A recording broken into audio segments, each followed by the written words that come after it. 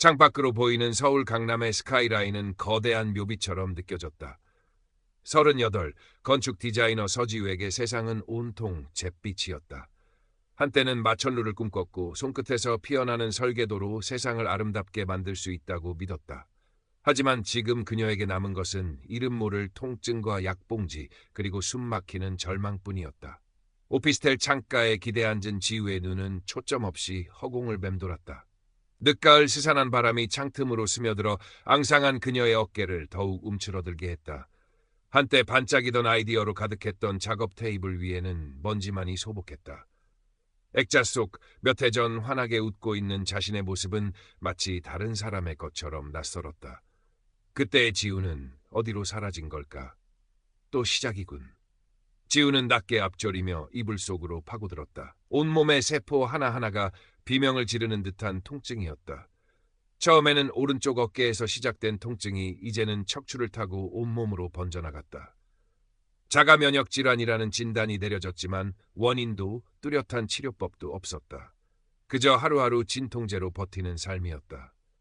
명문대를 졸업하고 모두가 선망하는 건축회사에 입사해 밤낮 없이 일했던 결과가 고작 이것이란 말인가. 성공이라는 신기루를 줬다 길을 잃은 기분이었다. 어머니와의 통화는 언제나 짧고 건조했다. 밥은 잘 챙겨 먹고 있니? 약은?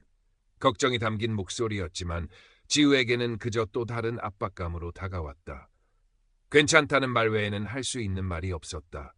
자신의 고통을 이해받을 수 없다는 생각, 아니 이해시키고 싶지 않다는 자존심이 그녀를 더욱 고립시켰다. 한때는 세상을 다 가질 것처럼 자신만만했던 그녀였지만 이제는 작은 방구석에 갇혀 쓰러져가는 존재일 뿐이었다. 유난히 통증이 극심했던 그날 밤 지우는 약통을 집어들었다. 한 움큼의 알약들이 손바닥 위에서 위태롭게 반짝였다. 이 지긋지긋한 고통을 끝낼 수만 있다면. 충동적으로 약들을 입안에 털어넣으려던 순간 그녀의 눈에 들어온 것은 창밖으로 쏟아지는 달빛이었다. 마치 마지막 손길처럼 차갑고도 부드러운 빛이었다. 지우는 힘없이 약들을 바닥에 떨어뜨렸다. 아직은 아니었다. 하지만 언제까지 버틸 수 있을까? 어둠보다 깊은 절망이 그녀의 온몸을 휘감았다. 결국 그날 새벽, 지우는 한계에 다다랐다. 숨이 가빠오고 온몸이 마비되는 듯한 느낌과 함께 의식이 까마득하게 멀어져 갔다. 차갑고 딱딱한 오피스텔 바닥에 쓰러진 자신의 몸뚱이가 보였다. 이상하게도 공포보다는 기묘한 평온함이 밀려왔다. 마치 오랫동안 잊고 있던 무거운 갑옷을 벗어 던진 듯한 해방감이었다. 그 순간 눈앞에 어두운 터널이 나타났다. 그리고 그 끝에서부터 형언할 수 없이 밝고 따뜻한 빛이 흘러나왔다. 지우는 마치 자석에 이끌리듯 빛을 향해 나아갔다. 빛 속으로 들어서자 세상의 모든 고통과 불안이 거짓말처럼 사라졌다. 오직 순수한 평화와 사랑 그리고 기쁨만이 충만했다. 온 우주가 그녀를 부드럽게 감싸 안는 듯한 느낌이었다.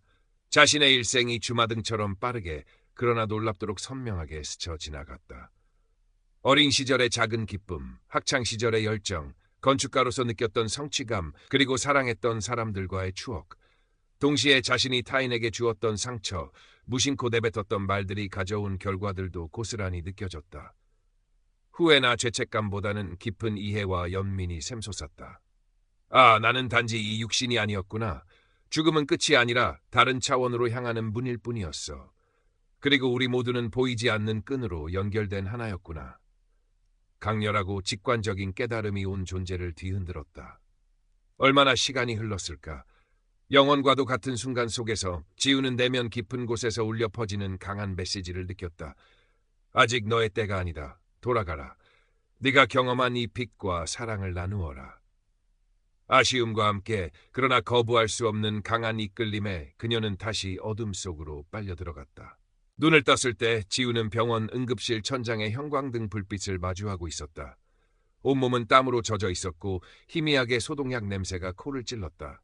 임사체험의 기억은 너무나도 생생하여 마치 꿈에서 막 깨어난 듯 몽롱했다. 현실과 비현실의 경계가 흐릿했다. 정신이 드세요? 환자분, 거의 심정지 상태였습니다. 의사의 다급했던 목소리가 귓가에 맴돌았다. 어머니는 하얗게 질린 얼굴로 그녀의 손을 잡고 울고 있었다. 지우는 자신의 특별한 경험을 설명하려 했었지만 돌아오는 것은 의사의 의아한 표정과 어머니의 걱정스러운 눈빛뿐이었다.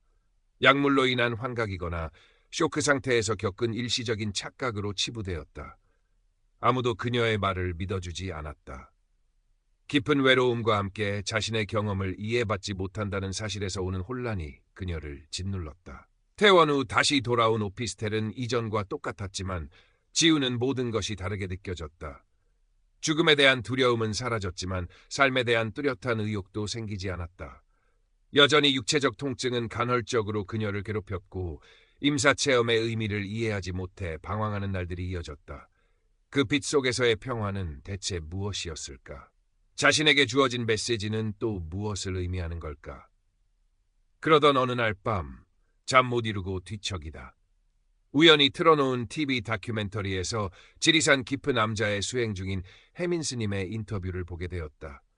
스님의 잔잔한 목소리와 깊은 눈빛, 그리고 그녀가 경험했던 것과 맞닿아 있는 듯한 영적인 메시지들은 지우의 마음을 강하게 사로잡았다. 어쩌면 저분이라면 내 이야기를 이해해 주실지도 몰라. 마지막 희망이라는 심정으로 지우는 최소한의 짐만 챙겨 무작정 지리산행 버스에 몸을 실었다.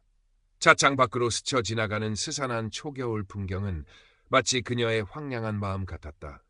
몇 시간을 달려 도착한 지리산 자락은 이미 차가운 겨울 공기가 감돌고 있었다.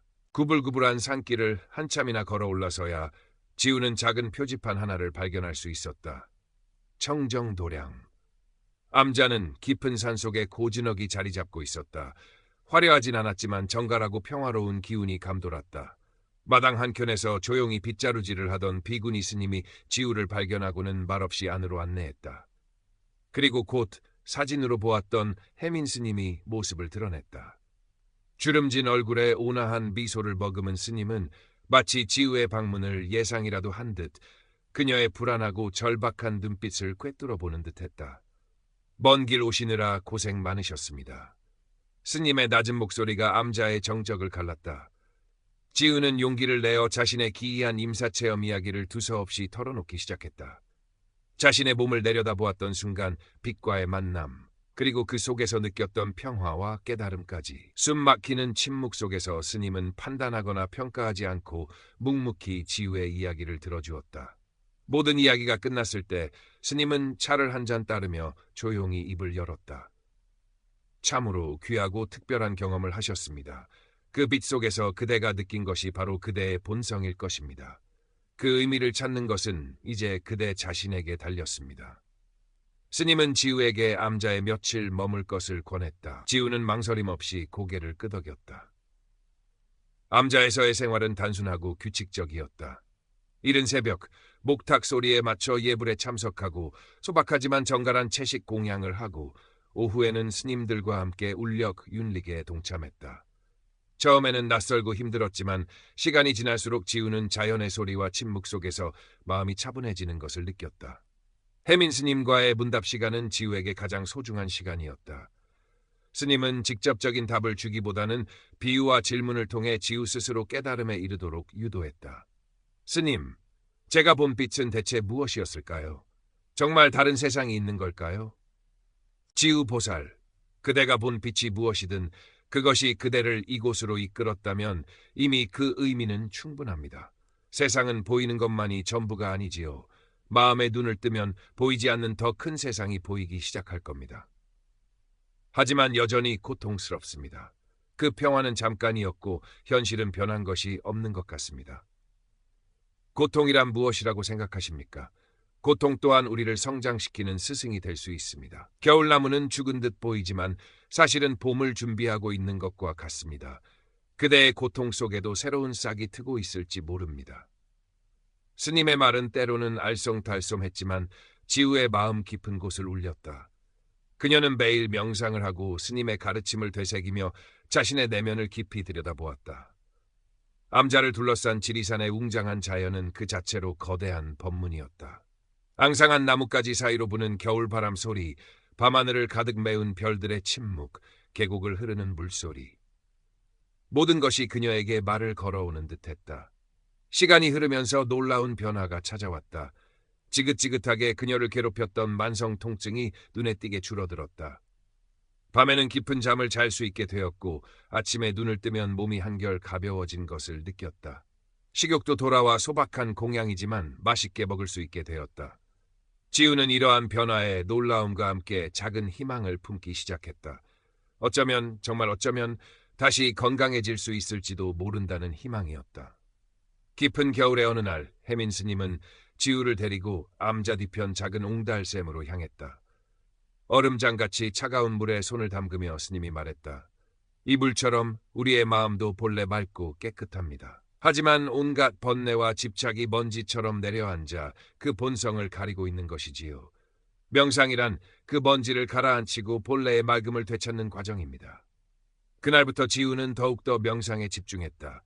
스님의 지도로 깊은 명상에 들어갈 때면 잊고 싶었던 과거의 고통스러운 기억들이 파도처럼 밀려왔다. 성공에 대한 강박감으로 자신과 주변 사람들을 몰아세웠던 모습, 경쟁에서 뒤처졌을 때 느꼈던 극심한 좌절감과 수치심, 사랑했던 건축일마저 포기해야 했던 상실감, 그리고 믿었던 사람에게서 받은 배신감까지.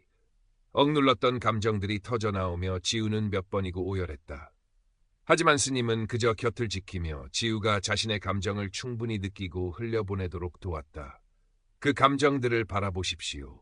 마치 흘러가는 구름처럼, 강물처럼. 그것들은 그대 자신이 아닙니다. 그저 그대를 스쳐 지나가는 것들일 뿐입니다. 고통스러운 정화의 과정을 거치면서 지우는 점차 자신의 상처를 객관적으로 바라볼 수 있게 되었다. 그리고 그 모든 경험이 자신을 성장시키기 위한 과정이었음을 어렴풋이 깨닫기 시작했다. 자신을 괴롭혔던 것은 과거의 사건 자체가 아니라 그 사건에 대한 자신의 부정적인 해석과 집착이었다는 것을. 어느덧 추운 겨울이 지나고 암자 주변으로 따스한 봄 기운이 스며들기 시작했다. 마당 구석 양지 바른 곳에 작은 풀꽃들이 수줍게 얼굴을 내밀었다. 지우의 마음에도 작은 변화의 싹이 트고 있었다. 이른 봄, 새벽 예불이 끝난 후였다. 지우는 홀로 법당에 남아 조용히 명상에 잠겼다. 차가운 새벽 공기가 피부에 와닿았지만 마음은 더없이 고요하고 평화로웠다. 숨을 깊이 들이쉬고 내쉴 때마다 온몸의 세포들이 깨어나는 듯한 느낌이었다. 그 순간 예기치 않게 강렬한 빛이 그녀의 내면을 가득 채웠다. 지난번 임사체험 때와는 또 다른, 그러나 더욱 깊고 충만한 합일의 경험이었다. 이번에는 외부적인 쇼크가 아닌 깊은 내적 성찰과 수용의 과정에서 찾아온 체험이었다. 그 빛 속에서 지우는 자신을 괴롭혔던 모든 과거의 상처와 부정적인 감정들이 눈 녹듯 사라지는 것을 느꼈다. 성공에 대한 집착, 실패에 대한 두려움, 타인과의 비교에서 오는 열등감, 그리고 자신을 짓눌렀던 모든 죄책감과 원망까지도. 그 모든 것이 사실은 사랑의 부재가 아닌 사랑에 대한 오해였으며 스스로 만들어낸 그림자였음을 깨달았다. 자신을 포함한 모든 존재가 본래 빛나고 완전한 사랑의 존재임을 온몸으로, 온 영혼으로 느꼈다. 분리된 개체가 아니라 거대한 우주적 생명 안에서 서로 연결된 하나임을. 눈물이 하염없이 흘러내렸다. 그것은 슬픔의 눈물이 아니라 깊은 감사와 환희의 눈물이었다. 나는 한 번도 부족했던 적이 없었구나. 나는 이미 완전했어. 깊은 영적 체험 이후 지우는 자신을 오랫동안 묶어왔던 만성 통증과 자가 면역 질환의 증상들이 거짓말처럼 현저히 사라졌거나 거의 느껴지지 않음을 발견했다. 아침에 눈을 뜰 때마다 느껴지던 전신의 뻐근함도 시도 때도 없이 찾아오던 극심한 피로감도 사라졌다. 이것은 단순한 심리적 안정이 아닌 영혼의 근원적인 치유가 육체의 회복으로 이어진 것임을 직감했다. 마음의 평화가 육체의 건강으로 발현된 것이었다. 따스한 봄 햇살이 암자 마당을 가득 채우던 날, 지우는 해민 스님께 하직 인사를 올렸다. 몸과 마음의 건강을 완전히 되찾은 그녀의 얼굴에는 이전에는 볼 수 없었던 평화롭고 생기 넘치는 미소가 걸려 있었다. 스님, 평생 이 은혜를 잊지 않겠습니다. 해민 스님은 지우의 손을 잡으며 잔잔히 말했다. 지우 보살, 그대가 찾은 빛은 본래 그대 안에 있었던 것입니다. 이제 세상 속으로 나아가 그 빛을 나누며 살아가십시오. 그것이 가장 큰 보답입니다. 서울로 돌아온 지우는 더 이상 과거의 어둡고 위축된 모습이 아니었다. 도시의 소음과 분주함 속에서도 그녀의 내면은 지리산 암자의 새벽처럼 고요하고 평화로웠다. 세상을 바라보는 시선이 완전히 달라졌다. 길가에 핀 이름 모를 들꽃 한 송이에서도 바쁘게 오가는 사람들의 얼굴에서도 평범한 일상의 모든 순간들 속에서 아름다움과 감사함을 발견했다. 그녀는 오피스텔 창가에 작은 화분들을 들여놓고 정성껏 가꾸기 시작했다. 그리고 매일 아침 떠오르는 해를 바라보며 명상을 하고 자신의 경험과 깨달음을 일기장에 기록했다. 더 이상 과거의 상처에 얽매이지 않았고 미래에 대한 막연한 불안감도 느끼지 않았다. 오직 현재, 이 순간에 충실하며 살아갈 뿐이었다. 어느 주말 오후, 지우는 한강공원 벤치에 앉아 따스한 봄 햇살을 즐기고 있었다. 문득 자신의 특별한 경험을 다른 이들과 나누고 싶다는 강한 열망이 솟아올랐다. 과거의 자신처럼 고통받고 절망하는 사람들에게 희망과 위로를 전하고 싶었다. 집으로 돌아온 지우는 노트북을 켰다. 그리고 하얀 문서창에 또렷한 글씨로 제목을 입력했다. 빛으로의 여행, 그리고 다시 찾은 삶. 자신의 치유 과정을 담담하게 써 내려가기 시작했다. 그녀의 손가락이 만들어내는 타닥거리는 소리가 방 안에 경쾌하게 울려 퍼졌다. 어쩌면 언젠가 작은 명상 모임을 열어 사람들과 교감하게 될지도 모를 일이었다. 지우의 입가에 잔잔한 미소가 떠올랐다. 그녀의 새로운 여정은 이제 막 시작되고 있었다. 창밖으로 보이는 서울의 하늘은 더 이상 잿빛이 아니었다. 그것은 희망과 가능성으로 가득 찬 눈부신 푸른빛이었다.